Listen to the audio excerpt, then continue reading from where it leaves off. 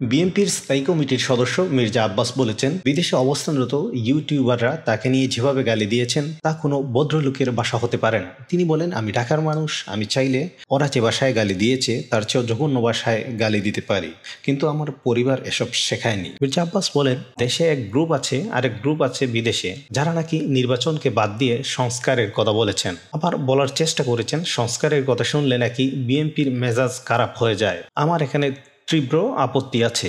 BNP কখনো সংস্কারের বিপক্ষে নয়, বিএনপি বরাবর সংস্কারের পক্ষে, একই সঙ্গে নির্বাচনের পক্ষে। দুটি প্রয়োজন আছে, তবে এমন সংস্কারের পক্ষে বিএনপি নয় যেটি দেশের জনগণের স্বার্থ ও অধিকারের বাইরে চলে যায়। তিনি অনলাইনে কিছু কন্টেন্ট ক্রিয়েটরের সমালোচনা করে বলেন, গতকাল দেখলাম এক ভদ্রলোক দরবেশ সালমান এফ রহমানের টাকা খেয়ে মোটা হয়েছেন, স্বাস্থ্য ভালো করেছেন, চেহারা সুন্দর করেছেন, তিনি দেশের বাইরে থেকে লম্বা লম্বা কথা বলেন।